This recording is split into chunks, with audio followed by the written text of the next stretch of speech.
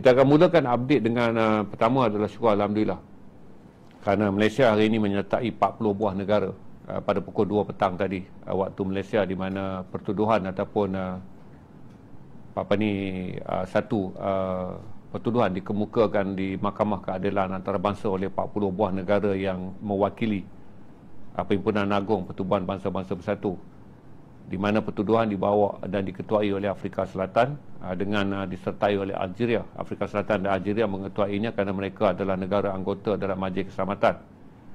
Selain daripada Arab Saudi, jadi hari pertama ini 3 negara akan membentangkan hujah mereka bagi mendapatkan pengadilan di Mahkamah Keadilan Antarabangsa di The Hague, Belanda, di bawah PBB, untuk menuntut bahawa satu resolusi ataupun perintah mahkamah mestilah dikeluarkan bagi mengatasi masalah sekatan Israel yang telah memasuki hampir 60 hari ke atas Gaza, yang mana kebuluran dan juga bencana kemanusiaan yang membawa kepada pelbagai permasalahan kepada 2.1 juta penduduk Gaza dapat diatasi. Malaysia dijangka akan menerima penggiliran untuk membentangnya besok. Kalau ikut jadual ni, kita akan bentangkan besok dalam siri 5 hari pembentangan kes ni, dengan 40 negara akan menyampaikan hujah melalui wakil masing-masing, di mana Malaysia diwakili oleh Menteri Undang-Undang kita, Datuk Seri Azalina Osman Said. Selain daripada Afrika Selatan, Algeria, Arab Saudi, Bangladesh, Belgium, Belize, Bolivia, Brazil, Chile, China, Cuba, Egypt, Perancis, Indonesia, Iran, Iraq, Ireland, Jepun, Kuwait, Jordan dan juga Lebanon juga mengemukakan hujah dan menyertai apa yang dipanggil senarai 40 negara yang akan membuat pendakwaan ke atas Israel. Perbicaraan akan mengambil masa 5 hari, dan kemudian kita akan tunggu pada hari yang kelima berapa cepat keputusan ini akan diputuskan bagi satu lagi keputusan Mahkamah ICJ ke atas Israel. Dan kita berucapkan terima kasih juga kepada Afrika Selatan kerana sekali lagi mengetuainya, Algeria, wakil negara-negara Islam yang berada di Majlis Keselamatan, serta kemunculan negara-negara yang selama ini kelihatannya tidak berada di dalam barisan utama untuk membentangkan isu bagi kita fikir menentang Israel, di mana Arab Saudi menyertainya, Bangladesh menyertainya, dan kali ini adalah sokongan berterusan daripada Belgium. Juga begitu juga dengan negara-negara bukan Islam seperti Belize, Bolivia, Brazil, Chile, China, Cuba, Perancis, Jepun, Ireland yang bukan negara Islam, manakala negara-negara Arab seperti Lebanon, Kuwait, Jordan ikut menyertai kempen ni. Dan untuk mengetahui tuan-tuan, Indonesia juga bersama dengan kita untuk membentangkan usul ni. Cuma kita tak dapat penggiliran Indonesia bila. Malaysia dijangka besok. Tuan-tuan dan puan-puan, apa yang kita harapkan daripada pembentangan ni adalah satu keputusan daripada Mahkamah Keadilan Antarabangsa untuk memutuskan bahawa bantuan kemanusiaan ini bertentangan dengan konvensyen antarabangsa, satu. Yang kedua adalah mendesak pintu sempadan segera dibuka bagi membolehkan sebanyak mungkin bantuan kemanusiaan dibawa masuk ke dalam Gaza. Yang ketiga, mendesak Israel untuk menghentikan perang yang berasaskan kepada kesengajaan untuk mencetuskan kebuluran. Yang keempat, rawatan kesihatan yang lebih baik. Dan yang kelima, kawasan-kawasan bagi agihan pelan kemanusiaan ini tidak dibom oleh Israel berikutan serangan Israel yang berterusan ke atas tempat pengedaran makanan yang dimiliki oleh Pertubuhan Bangsa-Bangsa Bersatu, terutama sekolah-sekolah yang dikendalikan oleh United Nations Work and Relief Agency. Untuk pengetahuan tuan-tuan, makanan hari ini hanya diedarkan di 2 kawasan, iaitu satu adalah World Central Kitchen, iaitu sebuah NGO antarabangsa, yang satu lagi adalah World Food Program. Bagaimanapun dari segi bekalan makanan, World Central Kitchen minggu ni adalah minggu terakhir mereka dapat menyediakan makanan pada rakyat Palestin, manakala World Food Program mengatakan jumlahnya sangat sedikit. Tapi secara keseluruhannya, sebahagian besar daripada penduduk Palestin, kira-kira 70% sudah tiada lagi akses makanan kerana jumlah makanan yang ada sangat sedikit dan diagihkan sebagai makanan masak. Berarti makanan mentah tak dapat diagihkan. Apabila Israel mengetahui bahawa hari ini pada pukul 2 petang waktu Malaysia akan ada usaha yang dilaksanakan oleh 40 negara yang mewakili 175 daripada 194 negara yang mengundi bagi membawa usul ini ke Mahkamah Keadilan Antarabangsa, Israel melancarkan serangan besar-besaran semalam sebagai tanda sekiranya dunia mahu turun membela Gaza mereka akan menunjukkan keangkuhan mereka dengan serangan dalam tempoh 2 hari di Gaza. Dengan semalam adalah 53 kematian. Dan hari ini setakat dilaporkan adalah 24 kematian. Berarti kemarahan Israel kerana 40 negara ini bergabung dan membentangkan usul bagi menentang langkah mereka menutup semua pintu sempadan bagi bantuan kemanusiaan sebagai sesuatu yang mereka buktikan dengan keangkuhan. Jadi kalau tuan-tuan lihat hari ini banyak kisah yang menyedihkan, terutama 10 keluarga yang tinggal di sebuah kamp di Jabalia, rumah mereka dibom dan 10 sekeluarga antara 53 orang yang syahid malam tadi, menjadikan jumlah seluruh orang yang syahid adalah 1,778 orang dalam tempoh perang ini berlanjutan 53 hari selepas ceasefire dalam tempoh 41 hari ceasefire gagal dilaksanakan. Dan bagaimana Israel memulakan serangan pada 18 hari bulan Mac yang lalu. Dan ketika itu juga kita akan pergi untuk lihat sepintas lalu keadaan yang berlaku di Kashmir, di sempadan dipanggil sebagai line of control ataupun garisan sempadan yang paling kritikal sejak tahun 1947 yang mengawal sempadan Kashmir, Jammu Kashmir di India dan juga Kashmir di Pakistan. Di mana Jammu Kashmir ni penduduk Islam dia majoriti dengan 12.2 juta orang. Manakala di bahagian Kashmir Pakistan adalah 4 juta orang. Dalam pertempuran yang masuk hari yang keempat, walaupun kedua-dua negara hanya melaksanakan pertempuran persenjataan pada sebelah malam, tetapi tiada serangan roket dan tiada penggunaan senjata berat dan tiada pertempuran udara dilaporkan di garis LOC dan tiada kemalangan jiwa dilaporkan di pihak tentera India maupun tentera Pakistan. Tapi ia telah menimbulkan kebimbangan di mana Susah Agung PBB Antonio Guterres telah meminta kedua-dua negara untuk segera berunding bagi menamatkan krisis dan mengelakkan keadaan menjadi lebih buruk, terutama bagi mengelakkan dua negara yang ada kuasa nuklear terlibat dalam perang yang lebih besar skala dia. Apapun, India dan Pakistan mempunyai 4 siri peperangan berkaitan kes ini, iaitu pada tahun 2008 apabila Mumbai Attack, di mana pejuang pembebasan Kashmir yang dikenali sebagai Lashkar-e-Taiba dan juga Front Mujahidin dituduh melancarkan serangan di Bombay. Dan setiap kali gerakan pejuang Islam di Kashmir, India yang berjuang untuk menuntut wilayah kemerdekaan ini melaksanakan serangan, India akan menuduh Pakistan sebagai tali barut ataupun penyebab. Jadi pada tahun 2008 kemudian diikuti serangan pada tahun 2016 di Uri, India, yang menyebabkan 17 anggota keselamatan India terbunuh, diserang juga oleh Lashkar yang mengaku mereka terlibat, iaitu Lashkar-e-Taiba. Dan pada 2019 serangan yang terakhir yang lebih besar, iaitu dengan 40 pasukan keselamatan India terbunuh dalam serangan di Kashmir, Jammu Kashmir, barulah diikuti dengan serangan terbaru minggu lalu yang membabitkan 24 kematian 23 kematian di Jammu Kashmir, yang menyebabkan India bertindak balas walaupun India tidak melancarkan serangan di kawasan Jammu di sebelah Pakistan. Berbeza dengan tahun 2019, India melancarkan serangan udara mengebom kubu-kubu di dalam kawasan Kashmir Pakistan dengan tuduhan ini adalah tempat-tempat kumpulan pejuang Kashmir yang disokong oleh Pakistan bergerak. Jadi tiada laporan mengenai berita yang lebih tegang kecuali 4 hari berturut-turut. Dan pertempuran hanya berlaku pada waktu malam di Kashmir. Manakala kalau saudara pindah pula untuk melihat keadaan yang sedang berlaku di Ukraine, tiada juga berita mengenai kemungkinan besar perjanjian damai dapat dicapai. Kerana keadaan menjadi lebih complicated apabila pada peringkat awal kelihatannya Amerika boleh membawa rundingan damai dengan memujuk Ukraine menyertai pusingan rundingan ini. Tetapi akhirnya Ukraine menjadi akrab kepada cadangan sekutu NATO di Eropah, iaitu jangan ambil perjanjian damai yang ditaja oleh Amerika kerana Ukraine akan kehilangan 5 wilayah dia, iaitu Crimea yang telah pun dirampas lebih awal oleh Rusia pada 2024.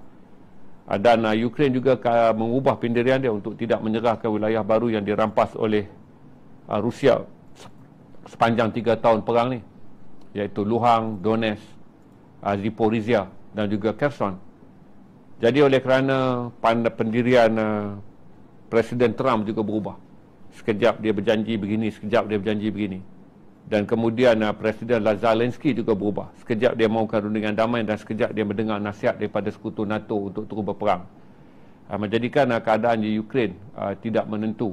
Dan ada kemungkinan Rusia akan melancarkan siri serangan yang lebih besar apabila Ukraine hampir mengatakan kepada Amerika bahawa mereka tidak akan memasuki rundingan damai ini dengan bukan sahaja menuntut 4 wilayah yang dirampas oleh Rusia antara tahun 2021 hingga sekarang, tetapi mereka menuntut wilayah yang lebih awal yang telah dirampas oleh Rusia, iaitu Crimea. Tuan-tuan dan perempuan, di Yaman juga serangan besar-besaran dilaksanakan, paling besarlah dalam tempoh hampir berapa puluh hari dah, daripada 44 hari, daripada 14 hari bulan Mac, Amerika Syarikat menyerang Yaman. Bermula pada 14 bulan Mac, iaitu 4 hari lebih awal sebelum Israel melanggar gencatan senjata di Gaza. Hampir ini adalah yang paling besar. Walaupun kita tak dapat jumlah berapa banyak jet pejuang dan berapa banyak bom digugurkan, tapi Yaman mengesahkan 68 orang syahid. Dan lebih menyedihkan, dijangka kesilapan teknikal dalam serangan ini berlaku kerana tempat yang diserang di Yaman adalah depot pendatang asing yang nak dihantar pulang. Kata Yaman, kawasan yang diserang ni di Sana'a ni adalah depot di mana mereka menahan hampir sekitar 100 orang. Orang-orang yang datang daripada Afrika yang masuk ke Yaman secara haram. Jadi depot ni mengumpulkan tahanan ni sebelum dihantar pulang. Oleh kerana satelit membacanya dengan pergerakan ramai orang dikumpulkan salah satu tempat, ada kemungkinan radar Amerika, sama ada daripada kapal USS Henry Truman ataupun daripada kapal USS Carl Vinson, membacanya sebagai tempat berkumpulnya pejuang Houthi untuk melancarkan serangan. Jadi Houthi mengesahkan bahawa sebahagian besar daripada 68 orang yang terbunuh hari ini adalah mereka yang ditahan kerana berada di bahagian utara Yaman secara haram dan dihantar pulang sebagai pendatang asing. Jadi kita akan update tadi video keadaan di Yaman. Dan kita ke Gaza dulu untuk tuan-tuan lihat update serangan yang besar dilaksanakan. Masih lagi Israel menggunakan bom 504 kg yang mana menghasilkan letupan yang besar. Dan semalam, kalau 2 hari lepas waktu kami live kali terakhir, banyak bangunan yang diserang adalah UNRWA. Tapi serangan kali ini kembali ke kemah-kemah pelarian di mana secara keadaan angka 600,000 orang menjadi pelarian apabila Israel melancarkan semula serangan pada 18 hari bulan April, menjadikan penduduk Palestin yang ada di Gaza terpaksa berpindah meninggalkan kawasan-kawasan yang telah Israel arahkan ditinggalkan. Antaranya adalah di bahagian utara Gaza, Northern Gaza, dan juga di bahagian Gaza City. Jadi kebanyakannya berundur dan kemudian bersepah berada di kawasan Khan Yunis, dengan lebih ramai pergi ke Deir al-Balah.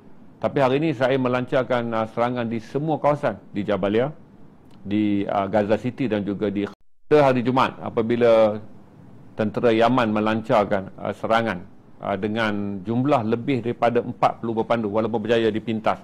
Ingatlah pada hari Jumaat Yaman melancarkan serangan selepas 36 kali Amerika menyerang Yaman. Yaman masih ada lagi 4 roket 40 berpandu yang dilancarkan ke arah Israel, tapi berjaya dipintas di ruang angkasa, di ruang udara di luar daripada Israel. Serangan inilah yang hari ini menyebabkan Amerika membalas dendam dengan melancarkan serangan besar ke atas Yaman. Jadi Yaman menerima serangan besar. Saya fikir 68 angka ni mungkin akan meningkat dengan pantas apabila lebih banyak jenazah ditemui, kerana tak pernah dalam satu hari sebanyak ini angka yang Amerika serang, kerana ini adalah serangan yang ke-37 dalam tempoh 44 hari Yaman diserang. Mereka yang cedera, angka yang cedera meningkat pada 573 orang. Tuan-tuan dan perempuan, apa yang kami akan update tuan-tuan juga adalah ada rundingan damai yang sedang dirancang, tapi saya fikir adalah rumit kerana kalau kita lihat serangan Amerika ke atas Yaman serta meningkatnya serangan Israel ke atas Gaza, serta pada masa yang sama pula 40 negara ini sedang membawa pertuduhan kepada Israel di Mahkamah Jenayah Antarabangsa. Pada hari Sabtu, satu keputusan hampir dicapai dengan draft yang dibawa balik oleh intelijen Amerika untuk dibentangkan kepada Presiden Donald Trump, dan wakil Israel bawa balik draft daripada Qatar untuk dibentangkan kepada Presiden Benjamin Netanyahu.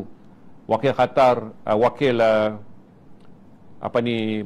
Palestin juga bersidang dengan wakil Mesir bahawa telah ada satu cadangan dicapai, di antaranya adalah Israel boleh memilih dua konsep rundingan damai. Satu adalah persetujuan ceasefire pendek 50 hari. Pun mereka akan dapat semua tebusan. Hamas telah bersetuju membebaskan semua tebusan dengan pakej 11+11 dalam tempoh 53 hari. Dalam tempoh 50 hari. Mana satu lagi pakej yang Hamas tawarkan adalah ceasefire 5 tahun. Dengan juga pembebasan penuh rakyat tahanan Israel yang berada dalam kawalan Hamas. Tapi kalau kita lihat pula perkembangan yang ada sekarang, di mana Israel berada dalam keadaan dia tak mungkin menandatangani perjanjian ini. Satu adalah kerana dia sedang menghadapi tekanan masyarakat antarabangsa di ICJ, yang mana masyarakat antarabangsa pula tak mungkin percaya bahawa Israel akan menandatangani apa-apa perjanjian. Kerana tempoh menanti bagi proses perjanjian damai ini telah dibuat dengan begitu panjang. Iaitu kalau kita campur, hari ini adalah hari serangan yang ke-44, 15 hari tergantung, berarti ada 59 hari. Masyarakat dunia menanti Israel bersetuju. Tapi saya dah lancarkan serangan dengan angka kematian yang tinggi. Jadi walaupun ada rundingan yang dicapai oleh wakil Israel yang bertemu wakil Amerika dan bertemu wakil Qatar di Doha, satu kes. Yang kedua, wakil Palestin pergi ke Mesir, bertemu dengan wakil Qatar dan wakil Mesir untuk mencapai solusi yang kemudiannya akan dibawa pulang oleh wakil Amerika Syarikat di Asia Barat, Steve Witkoff. Yang mana Witkoff telah pun terbang ke Qatar apabila Presiden Donald Trump pada hari Jumaat mengeluarkan kenyataan Gaza mesti dihentikan perang dia. Tapi hari ini saya lihat analisis di BBC mengenai Trump. Sebahagian besar penganalisis mengatakan masalah Trump ni sama seperti mana apa yang dituduh oleh rakyat dia pada 2016-2020. Pendirian dia boleh bertukar setiap minit. Dan dia bercakap seolah-olah dia tahu dia tak akan patuh pada cakap dia. Jadi menjadikan ramai orang merasa bahawa janji dia pada hari Jumaat bahawa isu Gaza mesti diselesaikan, bantuan kemanusiaan mesti disegerakan, adalah kata-kata yang tak mungkin boleh dipengaruhi oleh Steve Witkoff bila Steve Witkoff balik dan mengatakan ya, ini adalah perjanjian yang telah dipersetujui oleh Hamas yang paling kendur dan paling memenangkan Israel, iaitu mereka mendapat semua tebusan dalam jangka waktu yang dikendaki oleh Israel, itu pelepasan tanpa peringkat dengan 11-11. Sebelah orang yang pertama dan sebelah orang yang kedua. Dan Hamas telah mengendurkan daripada gencatan senjata kekal kepada gencatan senjata 50 hari atau option yang kedua, gencatan senjata 5 tahun. Tapi dengan melihat siri serangan yang Israel laksanakan dan 5 hari pula di ICJ, 40 negara ini akan bergilir-gilir membentangkan hujah mereka bagi mempengaruhi Mahkamah Keadilan Antarabangsa untuk menjatuhkan satu hukuman ke atas Israel, yang mana Israel tak akan patuh pun. Berarti Gaza berada dalam keadaan yang sangat tersepit. Satu adalah perjanjian damai yang dilaksanakan oleh Qatar dan Mesir, yang dah masuk pusingan yang 43 perjanjian yang Israel dah tolak, dan kini masuk pula dalam keadaan Israel akan bertindak ganas sebagai tanda membalas kemarahan dia kepada 40 negara yang mewakili negara-negara yang bersetuju kepada proses kemanusiaan dalam Perhimpunan Agung PBB. 40 negara yang akan membentangkan hujah-hujah mereka selama 5 hari di ICJ bermula 2 petang tadi waktu Malaysia. Menjadikan tak ada potensi untuk kita lihat bahawa keadaan di Gaza akan menjadi bertambah baik. Ini antara konflik yang membelit. Kalau kita kata tunggu rundingan damai tercapai, dah 46. Jadi pusingan yang dibuat oleh Perhimpunan Agung mengatakan Israel tak akan buat rundingan di luar daripada majlis daripada PBB. Jadi negara-negara PBB bersetuju melantik 40 wakil buat pendakwaan di Mahkamah Keadilan Antarabangsa. Yang mana bila buat pendakwaan di Mahkamah Keadilan Antarabangsa, sepanjang 5 hari ini Israel akan bombing Gaza dengan lebih teruk sebagai tanda kesombongan dan keangkuhan mereka kerana mereka sedang ditentang oleh masyarakat dunia. Dan ketika ini Amerika pula melancarkan serangan yang besar ke atas Yaman sebagai tindak balas kerana Yaman baru saja melancarkan serangan 48 jam lalu ke atas Israel, menjadikan kita akan melihat Gaza berada dalam keadaan yang lebih ngeri daripada video yang tuan-tuan tonton tadi, terutama pada malam ni kerana Israel akan menyindir Afrika Selatan, dia akan menyindir Algeria dan dia akan menyindir Arab Saudi. 3 negara pertama yang akan membentangkan hujah hari ini kalau ikut jadual. Malaysia dijangka besok. Berarti kalau setiap hari hujah dibentangkan, ada celaan-celaan yang akan dikemukakan oleh wakil negara-negara daripada 40 negara PBB ini terhadap tindakan Israel. Dan Israel akan menunjukkan ketidakpedulian dia dengan menjadikan Gaza ni sebagai collective punishment. Ini adalah satu daripada gambaran yang kita boleh lihat apa yang akan berlaku di Gaza dalam tempoh 5 hari sepanjang Mahkamah Keadilan Antarabangsa bersidang. Daripada Gaza, daripada keadaan pengeboman di Gaza yang berlaku dalam tempoh 24 ke 44 jam yang lalu, kebuluran dan juga kelaparan di Gaza juga meningkat dengan hanya tinggal 2 saja tempat agihan makanan. Dan agihan makanan ni semua makanan masak. Berarti dah tak ada lagi dah makanan mentah yang boleh diagihkan kepada 2.1 ke 2.2 juta penduduk Palestin yang masih ada di Gaza.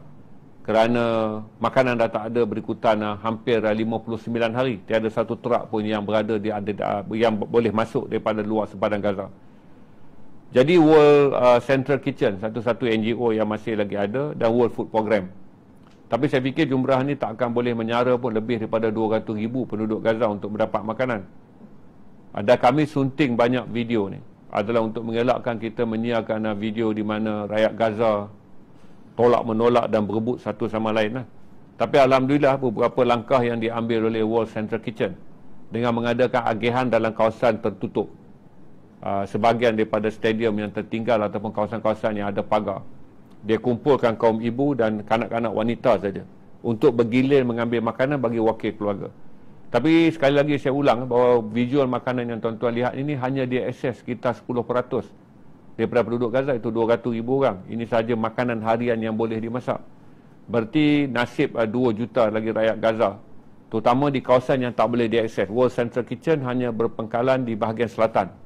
Kerana di utara, di Jabalia dan juga di Gaza City, di Gaza Utara dan juga di Gaza City, saya dah gazetkan sebagai zon merah, yang mana mereka akan bom kerana zon ini telah minta dikosongkan oleh penduduk Palestin sejak 1 bulan yang lalu.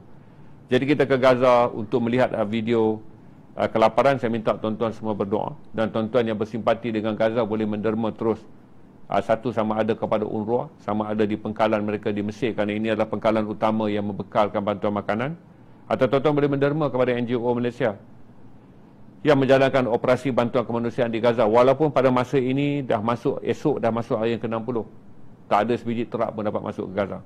Serangan yang dilaksanakan petang tadi di selatan Lubnan, ini adalah bom berskala besar. Kalau lihat pada kedudukan bom, mereka kembali kepada bom 900 kg ataupun 2,000 pound. Yang mana Israel kata ini adalah pencoran pengeboman yang ketiga terbesar sejak ceasefire dilaksanakan. Israel ceroboh 1,500 kali, tapi ini pengeboman yang ketiga terbesar, di mana mereka kembali mengebom Dahiyah. Israel marah, dia bom Gaza, dia tahu dunia akan maki dia. Pada waktu yang sama, dia ambil kesempatan, alang-alang menjelut perkasam, kata dia. Dia menyerang bahagian Dahiyah. Dan Dahiyah ni dia serang adalah kawasan pertempatan awam yang dia dakwa bangunan yang dia bom ni adalah bangunan yang digunakan oleh pejuang pejuang Hezbollah untuk mengumpulkan kekuatan perang. Yang mana kata penganalisa, Israel akan mula menggunakan laporan begini, setiap kali mereka bom di mana-mana bahagian di Beirut, kerana Beirut dijangka akan kembali pada serangan besar-besaran seperti sebelum ceasefire.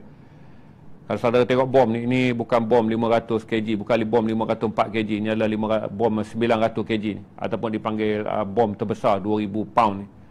Dan semua akses bom ni, saudara kena ingat dia adalah akses baru, kerana Israel menerima 50,000 tan bom baru daripada Amerika pada hujung Januari lalu, sebaik saja Trump mengangkat sumpah, di mana keseluruhan bom ni bernilai 18 bilion USD. Kalau saudara tengok belanjawan yang dibentangkan oleh Israel hari ini, bahawa mereka telah meningkatkan persenjataan mereka bagi perang tahun 2024 pada angka yang sangat besar, 540 bilion biaya ketenteraan yang telah pun mereka gunakan. Tapi bom-bom ni sebenarnya tak datang daripada pembelian daripada Amerika, mereka datang daripada yang ditaja oleh Amerika. Jadi sebab tu saya bagi tahu pada tuan-tuan bahawa setiap kali kita menekankan kepada boikot, kita bersimpati kepada kesan ke atas domestik. Tapi tuan-tuan boleh lihat, selagi kita menjadi lemah lembut dalam soal boikot, penaja-penaja bom ini akan terus menaja bom kepada Israel dengan wang yang dibayar oleh Amerika melalui sistem grant. Dan syarikat-syarikat yang berkaitan dengan persenjataan ini akan membekalkan bom secara percuma. Cukai dikutip pada rakyat Amerika, duit cukai diberi kepada syarikat pembekal alat perang. Dan syarikat pembekal alat perang ni membekalkan senjata untuk mengebom Gaza. Pembelian melalui geran inilah yang menguntungkan pelabur. Sebab tu kita kata kenapa kita terlibat dengan boikot. Kita terlibat dengan boikot kerana syarikat-syarikat ini mendapat keuntungan daripada wang cukai yang dikutip oleh rakyat Amerika. Dijadikan alat keuntungan di mana setiap Presiden Amerika akan membeli senjata daripada syarikat-syarikat yang membekalkan senjata. Dan syarikat-syarikat yang membekal senjata ni mendapat untung daripada skim penjualan senjata ni. Yang mana mereka ini juga adalah syarikat-syarikat yang memegang saham bagi franchise tempatan. Yang saya kata kenapa kita kena faham bukanlah tentang, saya fikir orang kita kalau hilang kerja, kita boleh dapat kerja yang lain. Tapi bila orang Gaza kehilangan nyawa, anak tak boleh beli bapak dia. Tak boleh beli bapak dia tempat tuan-tuan beli burger. Tak boleh beli bapak dia dekat tempat bapak tuan-tuan beli ayam. Tak boleh beli bapak dia di mana-mana syarikat yang ada Israel di situ. Mereka akan kehilangan orang yang tersayang dan selamanya. Mereka kehilangan rumah. Mereka kehilangan nyawa. Mereka kehilangan segala-galanya. Dan kita di Malaysia hanya kehilangan kerja. InsyaAllah demi Allah kita berhenti. Kerana Allah kita berhenti daripada menaja syarikat Israel yang membunuh orang Islam. InsyaAllah Allah buka pintu rezeki yang lebih baik. Masuklah syurga daripada pintu-pintu yang terbaik. Dan salah satu daripada pintu yang terbaik adalah pintu ihsan. Kerana kita menyayangi saudara Islam kita. Kita lihat keadaan pengeboman ni, saya beritahu kata dengan 50,000 tan baru bom yang dibekalkan. Israel boleh melakukan siri serangan ni sama panjang dengan tempoh perang kerana ini adalah jumlah bom yang sangat besar. 50,000 tan bom. Kalau saudara bahagi dengan mereka menggunakan setiap bom mengebom Gaza, berat dia hanyalah 403 kg. Dan mereka setiap kali mengebom selatan Lubnan, mereka menggunakan bom 904 kg. Tuan-tuan boleh bayang dengan 50,000 tan berapa banyak bom boleh dilaksanakan. Jadi kita ke selatan Lubnan untuk melihat pengeboman yang baru dilaksanakan petang tadi, tapi tak ada pasukan keselamatan Lubnan belum dapat menyenaraikan pada kita berapa ramai yang mati. Daiyah ni tuan-tuan pernah tengok saya live daripada sana ketika bulan Ogos 2024 waktu saya berada di Lubnan. Dia adalah kawasan padat. Daiyah ni kawasan majoriti Syiah. Dia ada 800,000 orang Syiah dengan kira-kira 60,000 orang Sunni dan sekitar 15,000 orang Kristian Maronite. 7 km daripada luar kawasan Daiyah ni kita masuk kawasan orang Sunni. Berarti walaupun dia berada di selatan Beirut di mana pengeboman ni berlaku dan pembunuhan ni kita tolaklah dulu Syiah dan Sunni, tapi tak patut mereka mengebom kawasan orang awam, satu pangsapuri yang tinggi. Dengan mengatakan salah satu daripada rumah dalam blok pangsapuri itu adalah tempat pejuang Hezbollah menyediakan senjata. Jadi pengendali antarabangsa mengatakan serangan di atas Lubnan kali ini adalah pembukaan semula perang yang besar. Berarti stock and barrel senjata yang dibekalkan oleh Amerika Syarikat, iaitu 50,000 tan bom baru yang ada tu boleh digunakan secara mewah untuk menyerang kembali selatan Lubnan. Inilah pengeboman yang dijangka akan berterusan kerana Israel kelihatannya mengambil langkah memulakan kembali serangan, di mana Amerika dijangka akan meningkatkan serangan besar-besaran ke atas Yaman. Israel akan melancarkan serangan ke atas Gaza dan selatan Lubnan dalam period yang sebelum mereka dapat kesempatan untuk rundingan damai. Berarti Amerika pun dia akan melaksanakan kemusnahan besar-besaran ke atas Yaman. Pembantaian ke atas Gaza akan dibenarkan. Serangan ke atas Lubnan akan dipertingkatkan hinggalah sampai satu period sekiranya rundingan damai nak dilaksanakan. Mereka mendapat keuntungan daripada proses perang sekarang, di mana sebanyak mungkin apa yang mereka sebutkan memusnahkan Hamas dan memusnahkan Hezbollah dapat dilaksanakan. Dan Yaman kelihatannya kita tunggu. Selalunya Yaman selepas saja mereka diserang, mereka akan melancarkan serangan balas. Yaman klaim banyak kali mereka berjaya melaksanakan serangan balas ke atas 2 kapal Amerika yang berada di luar perairan Laut Merah, iaitu USS Carl Vinson dan USS Henry S. Truman. Tapi tak ada video.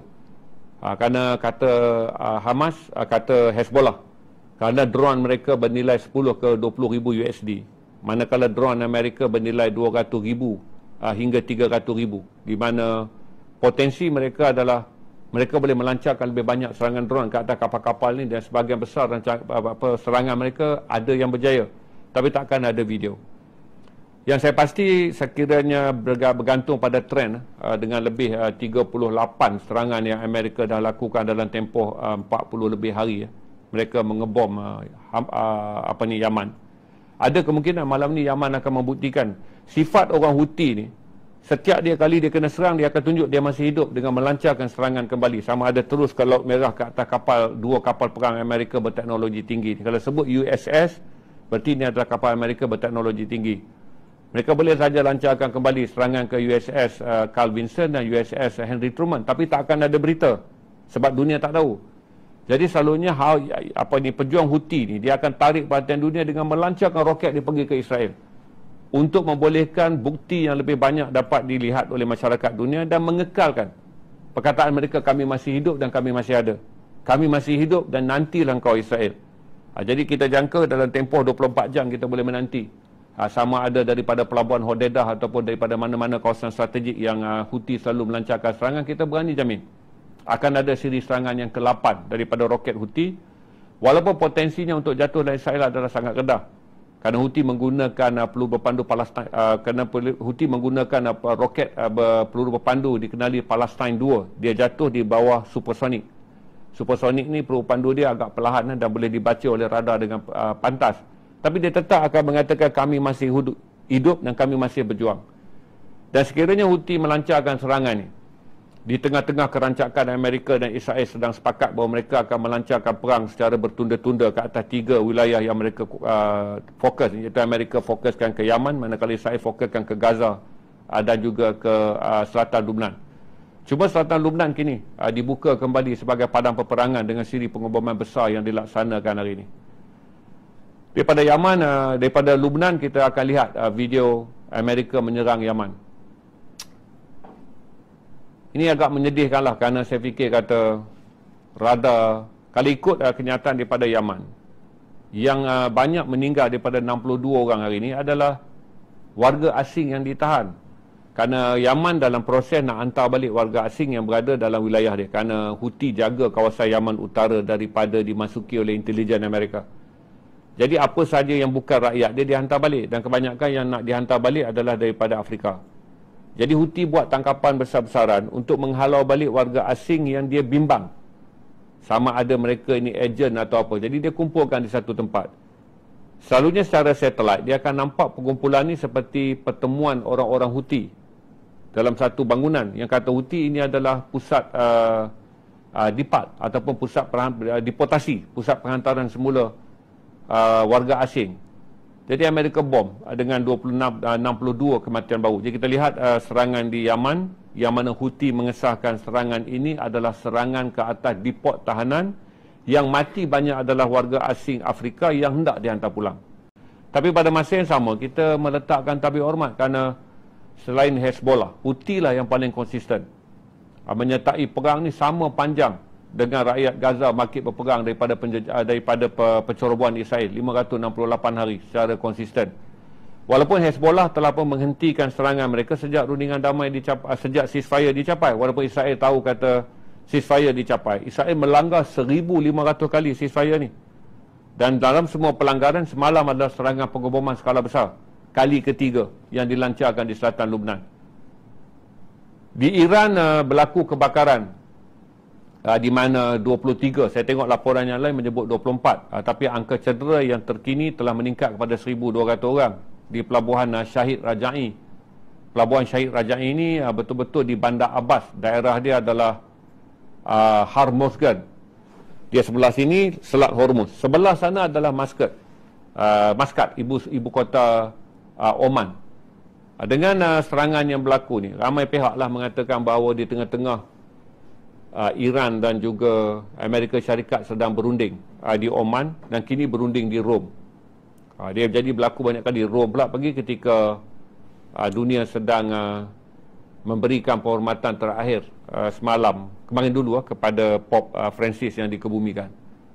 Jadi adalah tanda-tanda bahawa ada titik positif, yang mana wakil Amerika dan juga wakil Iran mengatakan walaupun mereka tak dapat detailkan, tapi perjanjian ini agak positif.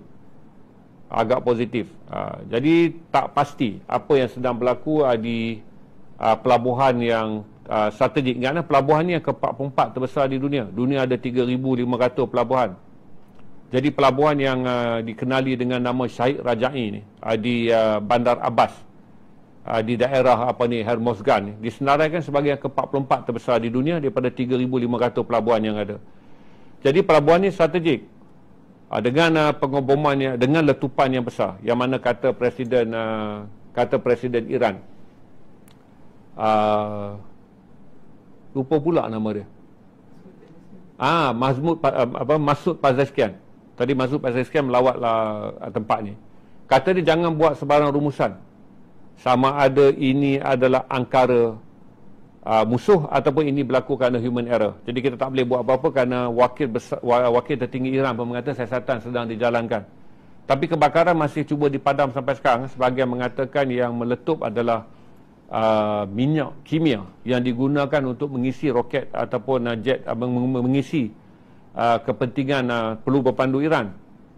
Kalau tengok pada skala api yang besar, ini bukan reaktor nuklear, kerana reaktor nuklear tak pernah disenaraikan di daerah Hormuz, kerana reaktor nuklear Iran yang diburu oleh Amerika berada di Natanz, berada di Fordow, berada di Esfahan, berada di Qandab dan berada di Bushehr. Jadi daerah ni daerah pantai. Tapi kita tunggu besok, kami akan ulas lebih panjang apabila lebih banyak maklumat diperolehi. Sama ada dia adalah human error, dia adalah kebakaran yang dirancang atau apa. Tapi pastilah Israel tak begitu gembira bila mendengar laporan daripada kedua-dua pihak yang berada dalam rundingan ni. Amerika mengatakan rundingan ni okey dan bersedia ke arah melonggarkan sekatan ekonomi ke atas Iran. Iran pun kata okey. Rundingan ni kelihatannya beberapa hal teknikal saja perlu dilaksanakan. Jadi masih banyak pertanyaan dan masih banyak teori konspirasi. Saya pun tak mau dorong tuan-tuan masuk kepada spekulasi, kerana besok kita tunggu laporan dan lusa kita tunggu laporan apa yang akan dikemukakan oleh kerajaan Iran. Kerana kata Presiden Iran Masud Pezeshkian, dalam saya nampak video dia tadi, dia berada di lokasi, ada darurat diisytiharkan, penduduk tak boleh keluar kerana asap kimia ni berbahaya. Kebakaran masih ada, bomba tentera sedang berusaha untuk memadamkan kebakaran di kawasan pelabuhan ni. Itu saja saya update tuan-tuan untuk hari ini. Terima kasih.